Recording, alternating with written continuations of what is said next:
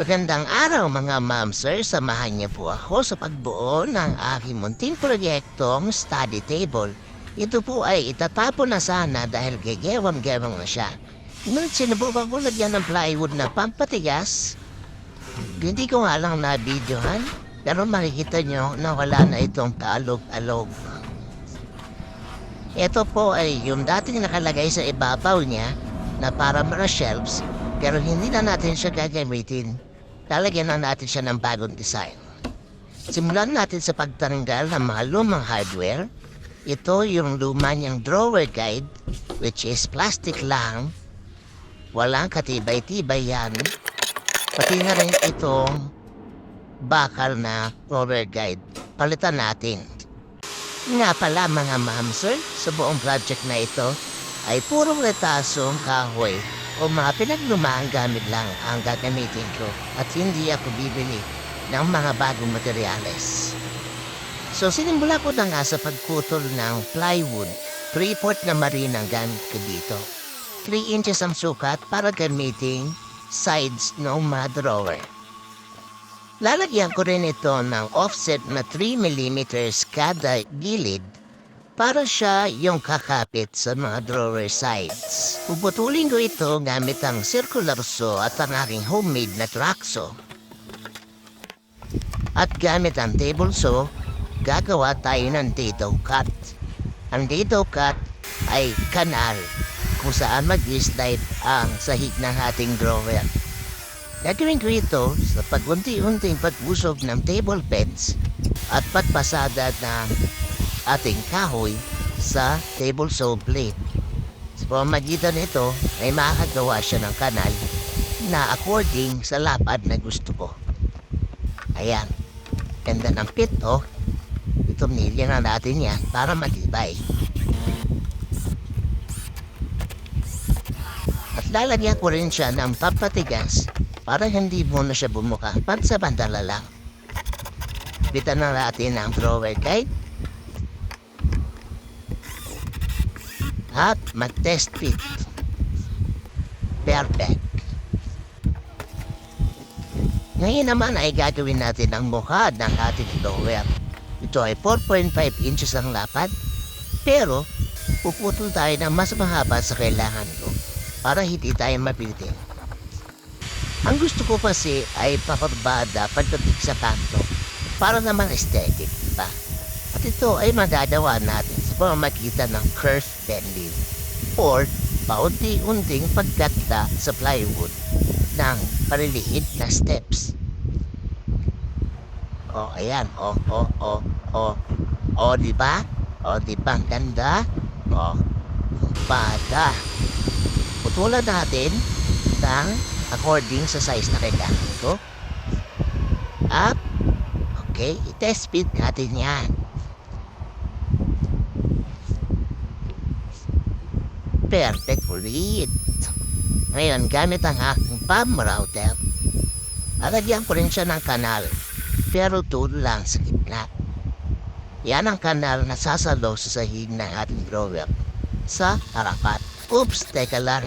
Hindi ko kasi makita ang aking pocket hole jig. Kaya naman, ginawa ko lang ng paraan. Pag makita ng pagtagilid ng drill bit, nakagawa naman ako ng pocket holes. O, tingnan mo. O, mubra naman, diba? So, pwede na din. Ngayon ako'y magpuputol ng kapirasong kahoy na 10 mm. Dahil ito ang eksaktong sukat sa gap sa may ating kurbada. At dahil kurbada yan, lihain natin ang corners para kumurba din. O diba may pa-matrix effects pa? Meron ba sila niyan?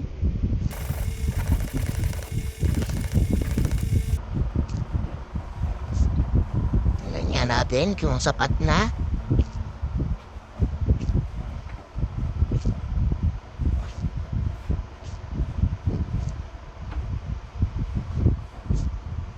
Aba, perfect ulit. Idikit na natin yan para makamove on na tayo. Gamitan natin ng maraming wood glue para naman siguradong dikit na dikit siya. Ito yung kapirasong kahoy, idikit na rin natin. Lagyan natin ang glue yan. At i-brad nails din natin para hindi siya gumalaw kapag akit na siyang tiniklop. Lagyan ulit ng glue. At lagyan ng tornilyo para walang kawala. Gagawa ulit tayo ng isa pang drawer para sa left side. Pero dahil parehas na parehas lang ang procedure, i-fast forward na lang natin. Dahil parehas lang naman yan.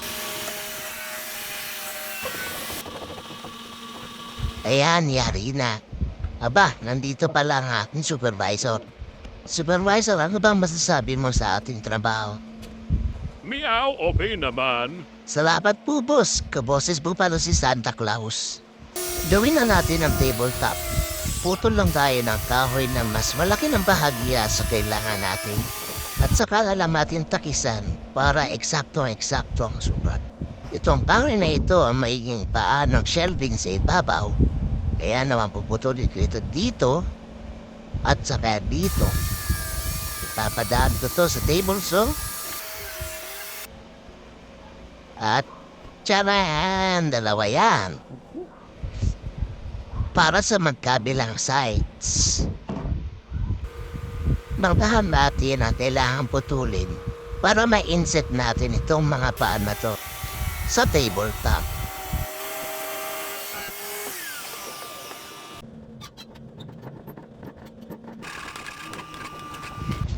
Pansamantala ko muna siyang ituturdilyo at hindi ko muna siya lalagyan ng glue dahil plano ko pa itong kalasin mamaya. Lalagyan ko na lang siya ng backsplash. Backsplash nga ba ang tawag dyan? Hindi ko alam. Kung alam niyo po, pakicomment na lang po sa baba.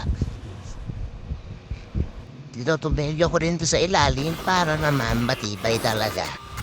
Kinabit ko na rin ang shelf at backsplash para sa ibabaw. At bibilogin ko mga kanto dito gamit ang jigsaw. Pero dahil pinagdikit ko ang dalawang kahoy para pantay at sabay sana pagkabilog, hindi umabot ang blade nito. Kaya naman naisipan kong gabitin ang aking polisher na kinabitan ko ng sanding disc upang maging bench grinder.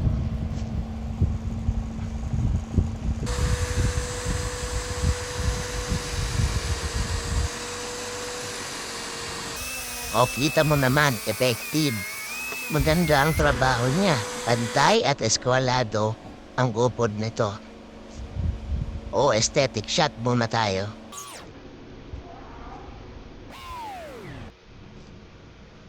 Ngayon, kailangan natin takisan ang tabletop.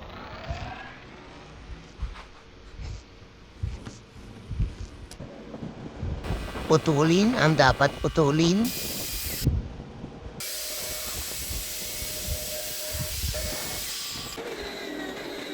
At upudin ang dapat upudin. O diba? Bilog na bilog. Ang ganda! Sa puntong ito ay pwede ko na itong i-finish at pinturahan at tapos na sana ang trabaho. Pero hindi pa ako nakontento doon.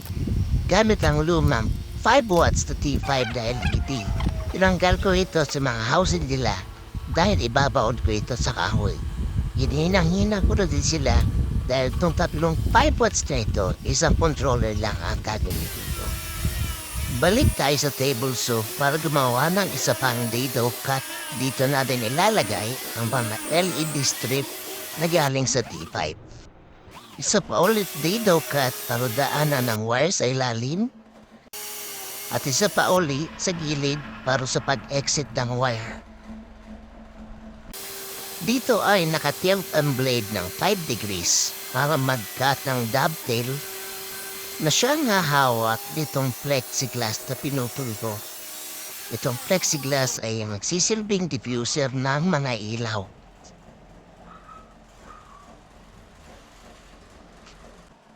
Ikabit natin ang LED strip gamit ang heavy-duty stapler. At dito makikita niyo kung paano ang wire sa pag-exit nito. Meron ako ditong lumang vinyl na wallpaper sticker na galing sa project ko dati. Ito ay gagamitin kong pagtakrip sa plexiglass para hindi makita ang mga pumbilya sa ilalim. Matapos kong idikit ay puputulin ko ang sobra gamit ang aking matalas na blade at gagawit ko na sa ating assembly. Ganda ng lapat oh. Testing muna. Alright, pwede na natin buuin ang shelf assembly. At dahil nga may ilaw ito, dapat ay lagyan din natin ito ng switch. At dahil naglalagay na rin tayo ng switch, lagyan na rin natin ang saksaan gamit itong lumang extension na may mga USB charger. Ito ay 5/8 na Foster bit. Ito ang eksaktong sukat ng radius ng corner ng extension na gagamitin natin.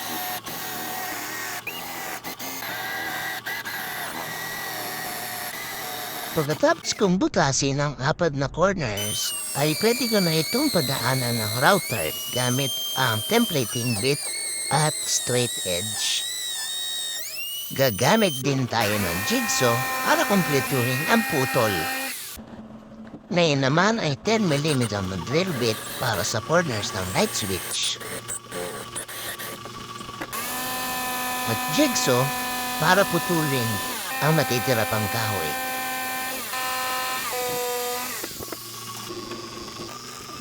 Test fit natin. Ganda ng lapat oh. Swak na swak yan. Ngayon naman ay ayusin natin ang wiring connections. Ito yung wire na galing sa LED strips. Kabit natin ito sa LED controller. Talupan ang wire at siguraduhin tama ang polarity. Importanteng tama ang polarity dahil kung hindi gagana ang LED o may posibilidad na masira ang LED controller. Buksan natin itong extension na ito dahil dito tayo kukuha ng kuryente para sa ating LED. Dito ay lalagyan natin ng kanal sa pamamagitan ng pagkuka para may daanan ng ating wire. At itong wire na to ay ihinaw lamang natin sa live at ground ng ating terminal. Gagamit din ako ng kapirasong plywood at heat shrink wrap para protektahan ng ating LED controller. Uhaan natin dito para makatawid ang ating wire at ikabit na ang ating light switch. Kabitan natin ang metal bracket dito. Ito ang hahawak sa ating tabletop para siguradong matibay. Pero bago natin ikabit at i-fix ang tabletop, ay itagilid muna natin siya para maliha natin ang maayos ang dapat lihain. Lihain na din natin ang tabletop, pati na din ang mga kasamang parts nito. Gawan na rin natin ng paraan itong mga exposed na plywood na ito. Ito ang gagamitin nating pang-liston. Ang tawag po dito mga ma'am sir ay iron-on edge banding. May sarili itong pandikit na na-activate kapag ito ay nainitan o pinlansya. O diba, karpintero na planchador pa. Tabasin natin ang sobra gamit ang matalas na blade.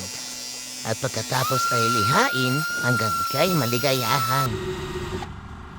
At ikabit na natin ang ating tabletop sa pamamagitan ng pantornilyo nito sa mga metal brackets na kinabit natin kanina. Yung LED controller ay itutumnilyo ko dito para siguradong protektado siya. At nilagyan ko na yan ng mga masking tape dahil ready na ako magpintura. At approve na ba dyan si Supervisor? Tama ba, Supervisor? Sige lang. Ayos. Batakan na natin ng lacquer putty. Pero teka, matigas na. Buti na lang, meron akong bago dito. At pinahira ko na nga ang bawat lubog, gasgas, gatla, o butas para hindi ito makita sa ating finished product. At habang hinihintay matuyo ang putty, ay dumating ang aking order sa Shopee. Ito ay Inco na cordless palm sounder o finishing sander. May kasama na itong charger at 2 battery. Tamang-tama ito sa aking project. Testing muna. Alright, napakahusay. Pero gamitan muna natin ang random orbit sander para mas malakas kumain. Mamaya na natin gamitin yan kapag nasa finishing stages na tayo.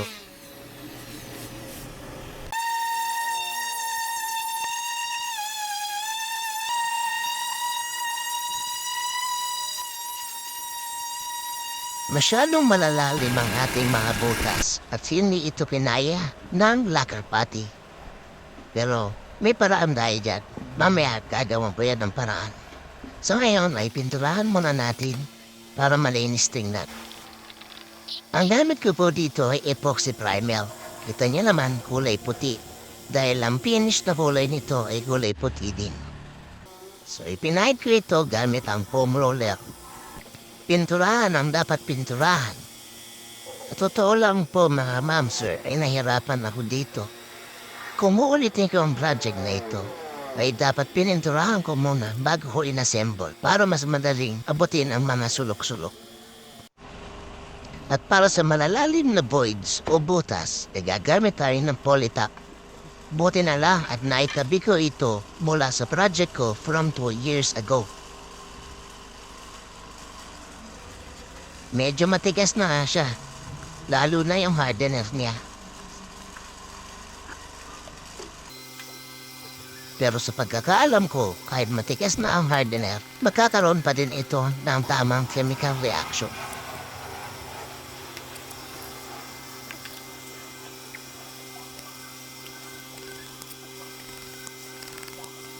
Ayan, ipahid lang natin yan at i-apply sa lahat ng mga imperfections.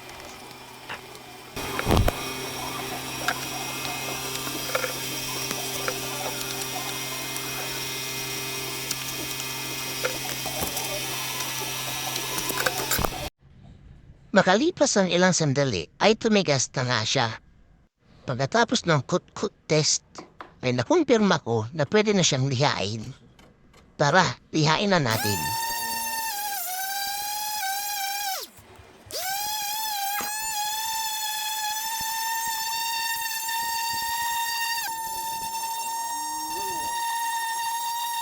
Pagkatapos ko ma-verify na wala na ang mga voids o butas, ay ipinapir ko na ito para sa final coating ng ating pintura.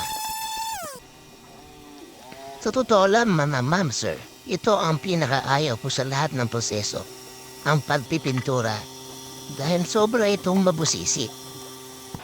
Pero sama naman tiyaga at matatapos din ang trabaho. Ayan, natatapos din. Kita niyo naman, puting-puti. Mas maputi pa yan sa ex nyo.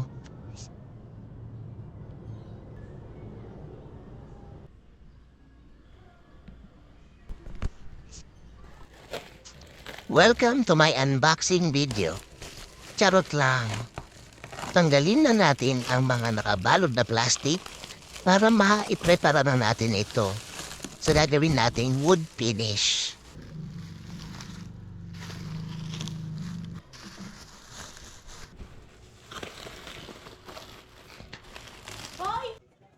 Dito ay iiwaan natin ang transition ng tape at pintura upang maiwasan ang pagtuklap ng pintura sa paghila ng tape.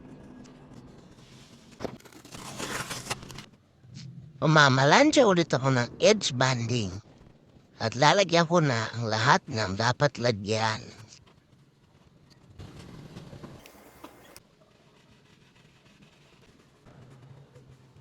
Maraming salamat sa nakaimbento ng iron-on edge banding. Dahil dito, napadali ang buhay naming mga karpintero.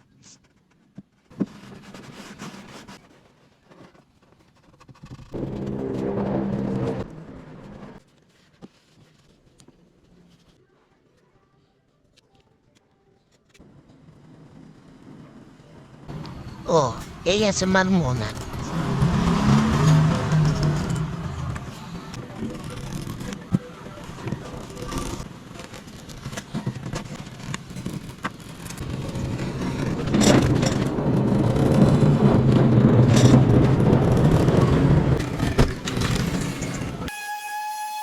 Pagkatapos kong tabasin ang mga sobra, ay pinadaanan ko na nga ito ng finishing sander.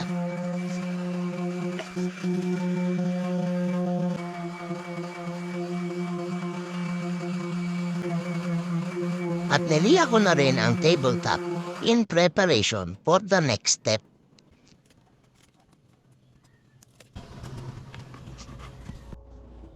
At lalagyan na natin siya ng sanding sealer. Ang sanding sealer ay ipinapahid sa kahoy upang maisarado nito ang mga grains o pores ng kahoy. Kung wala nito ay maaring sipsipin na kahoy ang top coat mo. At ang resulta ay hindi pantay-pantay kapag natuyo. Kapag natuyo na ang sanding sealer, mararamdaman mong magaspa ang surface ng iyong kahoy sapagkat may tendency umangat ang mga fibers ng kahoy habang nilalagyan mo ng sanding sealer. Kaya naman diniliha ko ito ng 180 grit na sandpaper para kuminis ang surface. Ngayon ay ready na para sa top coat. At ang gagamitin ng top coat ay Boys & Clear Gloss Lacquer. Una ay ibabrush ko ang mga corners o mga sulok-sulok para hindi na ako mahirapan. Para roller na lang ng roller. Kaya niyan. O diba? Pahid-pahid lang, pahid-pahid lang.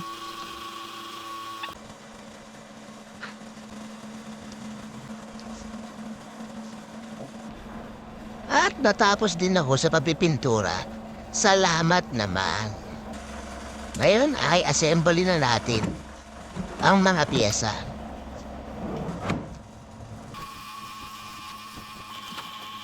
Tanggalin ang mga tape. Ang saya nito para ako nagbubuhos ng regalo sa Pasko. O diba? Saya.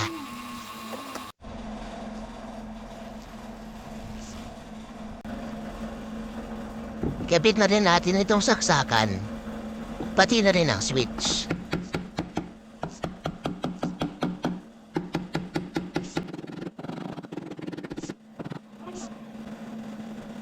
Ayan, tapos na. Pogi shots muna.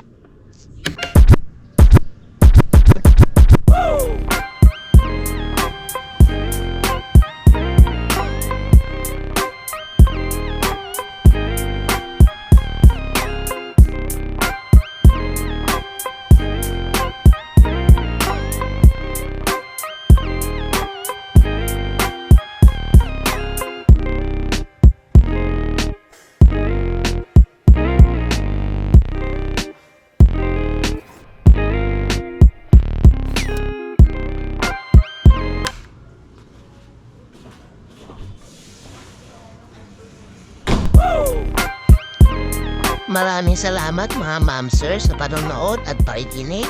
Kung naibigan nyo ang video ito, ay tiyak may ibigan nyo ang mga susunod pa.